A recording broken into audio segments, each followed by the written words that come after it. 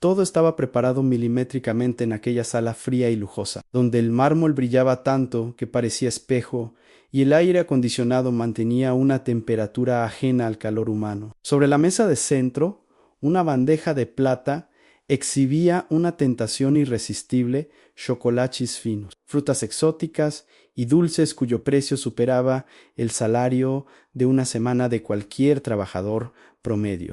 No era un regalo, era una trampa, una prueba cruel diseñada por una mente que había olvidado lo que significa la confianza a Mr. Stevenson. Un hombre que medía el valor de las personas por el saldo de sus cuentas bancarias y no por la pureza de sus almas. Observaba desde la seguridad de su despacho. Con una sonrisa cargada de cinismo, ajustó la cámara de seguridad, convencido de que la pobreza era sinónimo de vicio y de que aquellos niños, hijos de su empleada doméstica, no tardarían ni un minuto en demostrar su supuesta falta de educación tomando lo que no era suyo. Para él, aquello no era más que un juego de poder, una forma de confirmar sus prejuicios sobre la gente humilde que limpiaba sus pisos y cuidaba sus jardines. Estaba seguro de que la necesidad vencería a la honestidad, pues en su mundo de negocios despiadados, todo y todos tenían un precio. Sin embargo, lo que este hombre no sabía era que la verdadera riqueza no se guarda en cajas fuertes, ni se exhibe en bandejas de plata. Nadie imaginaba que aquel simple plato de dulces importados se convertiría en el juez más implacable de esta historia, y que el veredicto final no condenaría a los niños de manos callosas, sino a quien se creía superior a ellos. La lección que estaba a punto de suceder en esa mansión de San Pedro Garza García resonaría mucho más allá de esas cuatro paredes, desafiando la lógica de quien cree que el dinero compra la decencia. Antes de continuar con esta historia que seguramente tocará fibras sensibles en tu corazón y te hará recordar las enseñanzas de tus abuelos, dime en los comentarios desde qué parte de México o del mundo nos estás escuchando. Me encantará leerte y saludarte. El contraste era doloroso a la vista en la opulencia desmedida de la habitación frente a la sencillez de los pequeños visitantes, cuya ropa, aunque limpia y remendada con amor, delataba su origen humilde. Mientras el reloj de pared marcaba los segundos con un tic-tac que sonaba a sentencia, la tensión en el aire se volvía casi irrespirable, presagiando un desenlace que nadie, absolutamente nadie, en esa casa, vio venir. El sol de Monterrey caía a plomo sobre las calles exclusivas de San Pedro Garza García, donde las mansiones se alzan como fortalezas de cristal y concreto, ajenas al polvo y al ruido de la ciudad común. Allí, entre jardines perfectamente podados que parecían pintados a mano, llegó Carmen Morales, con la frente perlada de sudor tras bajar del camión y caminar las largas cuadras hasta la entrada de servicio. Su uniforme, aunque desgastado por los años de fregar pisos y sacudir cortinas, estaba impecable, planchado con esa dignidad que solo tienen las mujeres que saben que su trabajo es honrado, aunque otros lo miren por encima del hombro. Carmen no venía sola aquella mañana, y ese era el motivo de la angustia que le oprimía el pecho más que el calor del norte.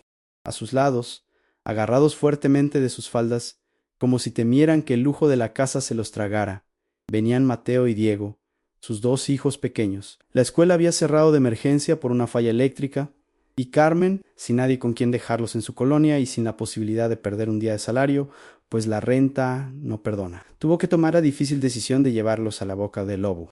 Los niños, con sus cabellos peinados con agua y limón y sus zapatitos boleados hasta brillar, miraban todo con ojos grandes, llenos de esa inocencia que aún no conoce la maldad del mundo. Carmen les había advertido durante todo el camino: mijitos, se van a portar muy bien. Quietecitos como estatuas, saludan con respeto y no tocan nada. ¿Entendido?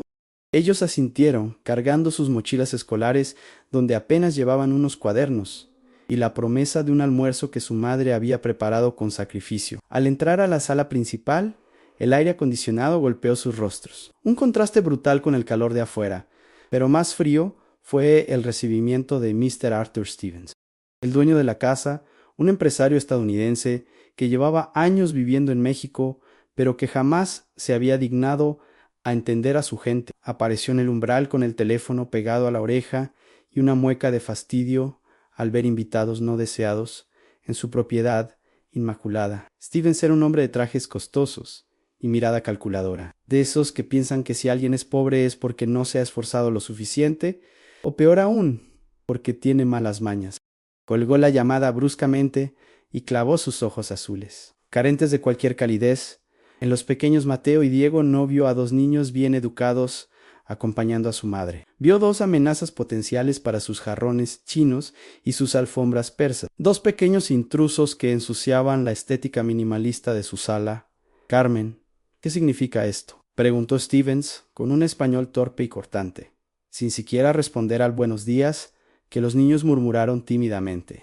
Sabes que no me gusta que traigas gente a la casa, y menos niños. Esto no es una guardería, es una residencia de alto nivel. Tengo reuniones importantes y no quiero gritos, ni suciedad, ni cosas rotas. Carmen bajó la cabeza no por sumisión, sino por esa prudencia que la vida le había enseñado para conservar el pan de sus hijos. Con voz suave pero firme, explicó la situación de la escuela, pidiendo disculpas por el inconveniente y asegurando que los niños se quedarían en el cuarto de servicio sin hacer ni un solo ruido. Pero para un hombre como Stevens, las explicaciones de una empleada doméstica eran solo excusas. Su mente, deformada por la desconfianza, ya estaba maquinando una forma de probar su teoría de que la gente así no tiene remedio. Fue entonces cuando la mirada del empresario cayó sobre la mesa de centro, donde una empleada anterior había dispuesto una bandeja rebosante de chocolates importados, dulces finos envueltos en papeles dorados y frutas que parecían joyas. Una idea perversa cruzó por su mente. Si quería deshacerse de Carmen y justificar su desprecio, solo necesitaba una prueba, un pretexto que demostrara que esos niños no eran más que pequeños delincuentes, en potencia, incapaces de controlar sus impulsos ante lo ajeno. Escúchenme bien, chamacos, dijo el señor Stevens, señalando la mesa con un dedo acusador que parecía una sentencia anticipada. Tengo que atender un asunto en mi despacho y su madre debe ir a limpiar la planta alta. Esta bandeja es para una visita muy importante que llegará en cualquier momento. Está estrictamente prohibido tocar algo, ni una uva, ni un dulce, ¿entendido? Su voz retumbó en la sala, fría y autoritaria. Luego se giró hacia Carmen y, bajando el tono para que sonara aún más amenazante, le susurró una advertencia que le heló la sangre en Carmen. Confío en que tus hijos saben comportarse. Si falta una sola cosa de esta mesa cuando regrese, no solo te descontaré el día, tendrás que buscarte otro lugar donde trabajar. No tolero la falta de respeto a mi propiedad. Carmen sintió que el piso se le movía bajo los pies. Aquel trabajo era el único sustento de su familia. Era la diferencia entre comer caliente o irse a la cama con el estómago vacío, entre pagar la renta de su casita o verse en la calle. No se trataba solo de unos dulces, se trataba de la supervivencia de los suyos y de su reputación, lo único que una mujer pobre pero honrada posee como tesoro inviolable. Con el corazón estrujado y las manos temblorosas, Carmen miró a Mateo y a Diego. No podía quedarse a vigilarlos. El patrón le exigía limpiar los baños de inmediato. Se agachó a su altura, acomodó el cuello de sus camisas y les dio una mirada que valía más que 1000 palabras, una súplica muda de que recordaran quiénes eran y de dónde venían. Hijos, confío en ustedes. Ya vengo, les dijo con voz quebrada, antes de subir las escaleras con el peso del mundo sobre sus hombros. Ahora, el destino de la familia estaba en manos de dos pequeños, solos en esa inmensa sala, rodeados de lujos que jamás habían visto de cerca. Mateo y Diego quedaron frente a la tentación. El silencio se hizo pesado, solo roto por el rugido discreto de sus propios estómagos, pues el desayuno había sido escaso y el olor del chocolate fino comenzaba a inundar el ambiente. Allí estaban, a merced de una prueba injusta, donde un simple error infantil, un momento de debilidad por un dulce brillante, podría costarles el techo sobre sus cabezas. La trampa estaba servida y el reloj corría en su contra. Lo que estaba en juego no era un pedazo de azúcar, era la dignidad de una madre y el futuro inmediato de una familia que vivía al día. ¿Y tú qué habrías hecho en su lugar? Cuéntamelo en los comentarios. Quiero saber si crees que es justo poner una prueba así a unos niños inocentes, o si piensas que el señor Stevens cruzó la línea. Mr. Stevens entró a su despacho y cerró la puerta con suavidad, pero no se sentó a trabajar.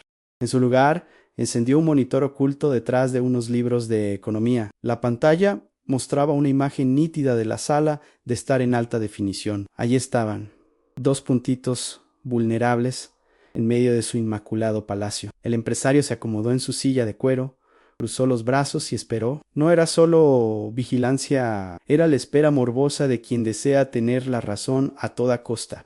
Vamos, demuestren lo que son, murmuró para sí mismo, convencido de que la naturaleza humana es débil ante la necesidad. Abajo, el tiempo parecía haberse detenido. Mateo y Diego se quedaron parados como soldaditos de plomo, sin atreverse siquiera a sentarse en los sillones de tela blanca por miedo a ensuciarlos. El aire olía a vainilla y cacao, un aroma dulce y penetrante que se metía por la nariz y despertaba el hambre dormida de cualquier niño.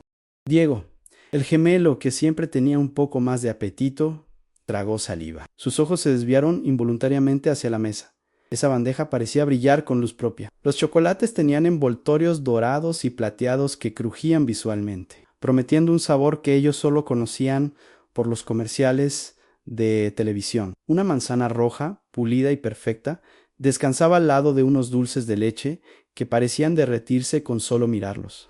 Para un niño que había desayunado apenas un vaso de leche rebajada con agua, aquello no era comida, era un tesoro inalcanzable. En la planta alta, ajena a la prueba perversa a la que sometían a sus hijos, Carmen fregaba el piso de mármol del baño principal. Sus rodillas dolían contra la piedra dura, y sus manos, ásperas por el cloro y el jabón, se movían con ritmo automático. Cada pasada del trapo era una oración silenciosa: Virgencita, cuídalos, que no rompan nada, que se porten bien.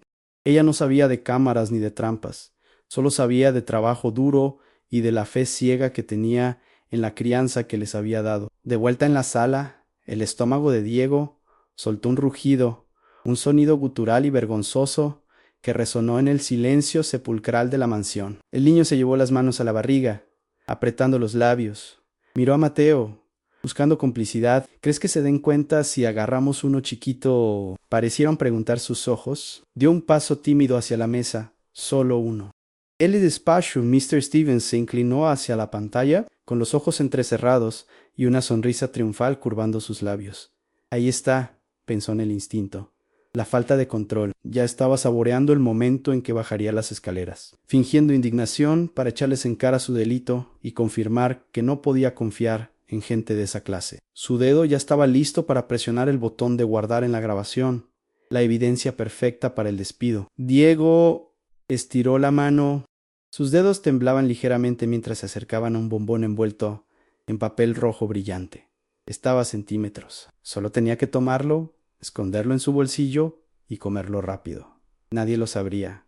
Era solo un dulce en una montaña de excesos. La tensión en la sala era tan densa que se podía cortar con un cuchillo. Pero nadie podría imaginar que detrás de esos niños sencillos había una fuerza invisible mucho más poderosa que el hambre o la tentación.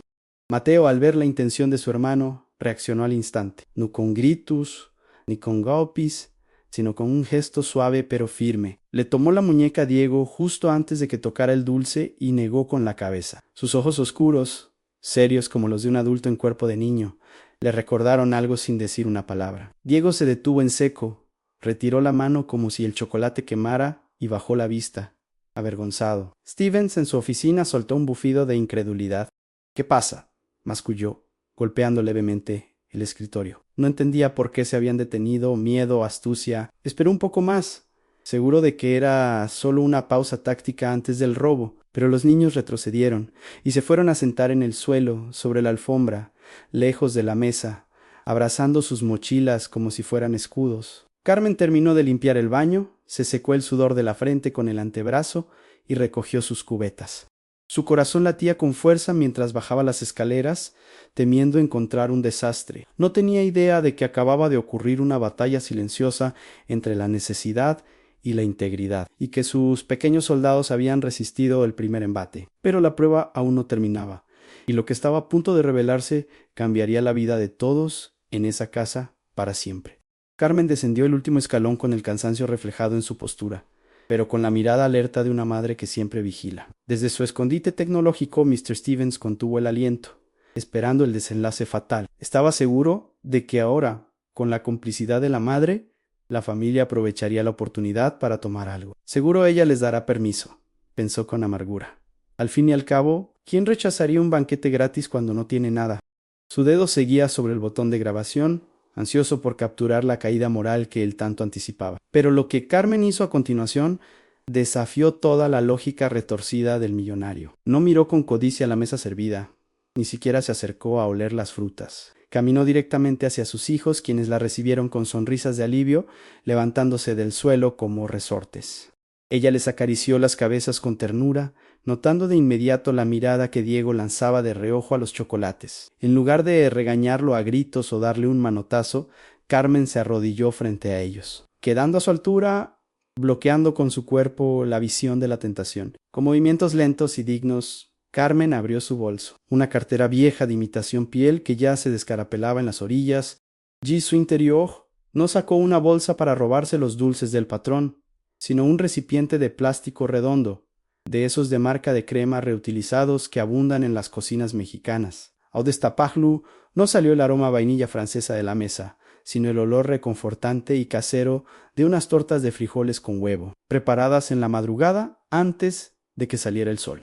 Mijos, ya sé que tienen mucha hambre y que se les antoja lo que hay ahí atrás, dijo Carmen con voz suave, pero lo suficientemente clara para que el micrófono de la cámara captara cada sílaba. Esas cosas se ven muy bonitas y seguro saben rico, pero no son nuestras. Y en esta familia, aunque tengamos poco, lo que nos comemos es porque nos lo ganamos con el sudor de la frente, no porque lo tomamos de nadie. Sacó las tortas envueltas en servilletas de papel y se las entregó. Tengan, coman esto.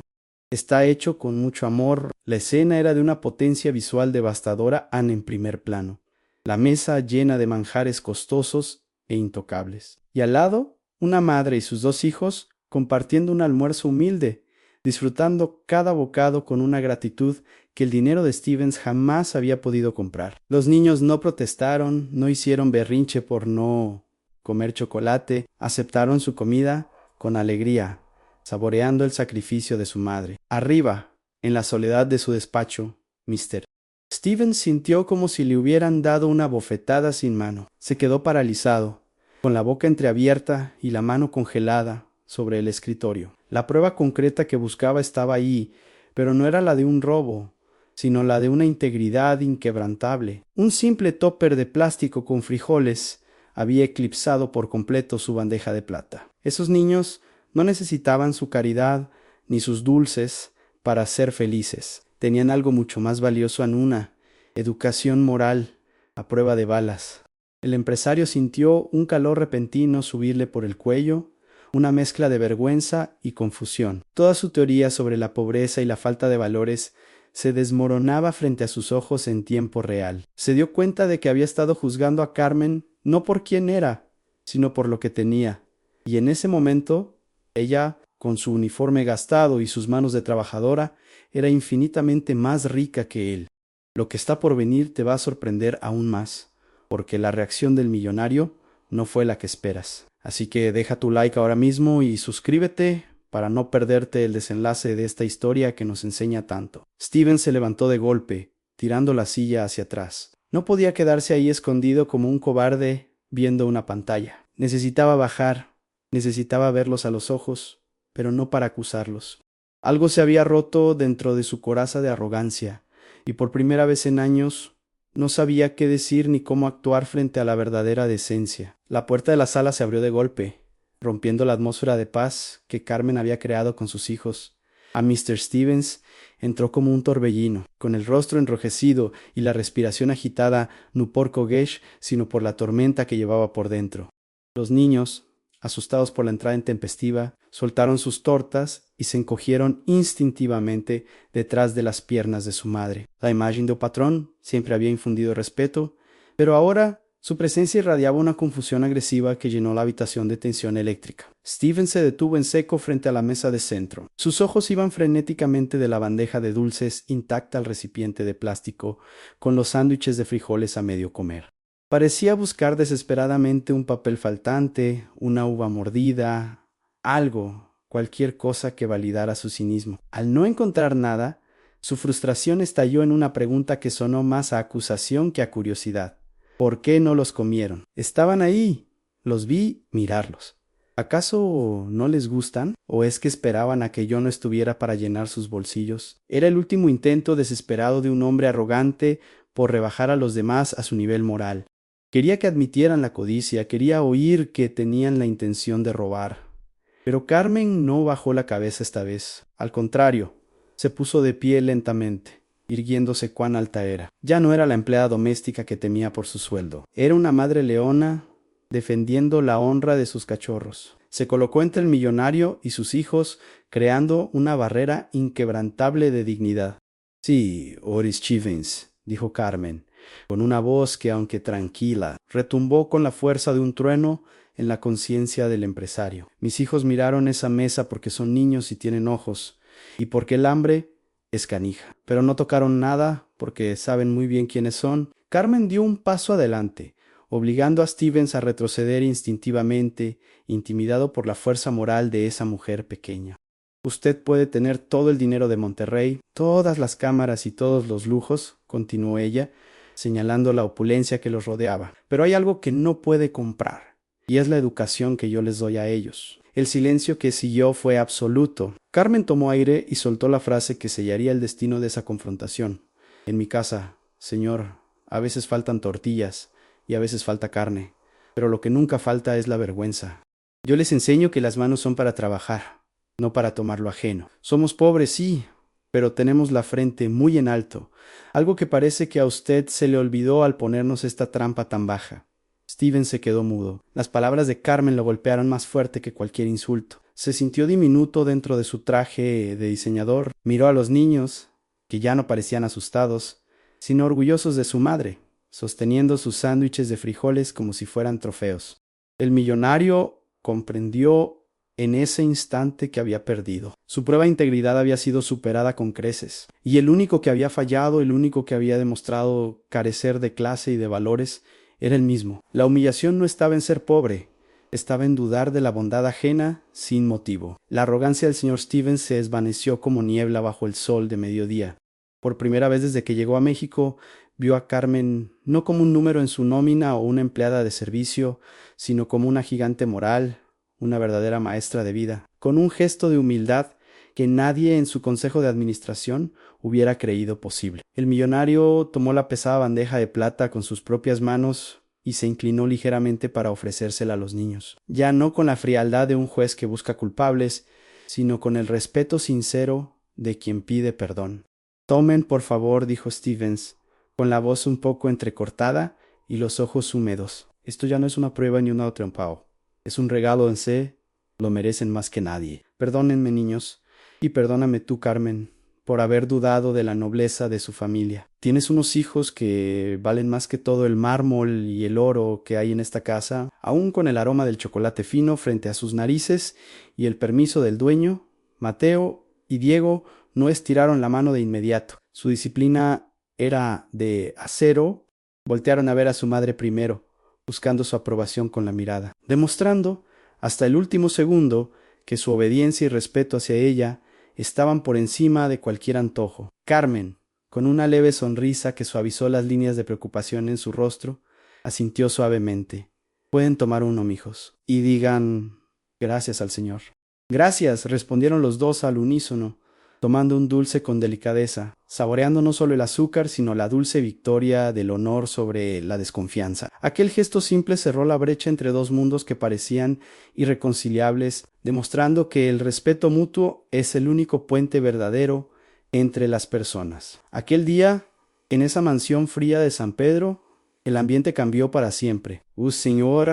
Stevens aprendió a la mala, pero aprendió bien, que la verdadera clase y la buena cuna no tienen nada que ver con la marca de la ropa, el apellido o el código postal, sino con los principios inquebrantables que se maman en casa, al calor del hogar.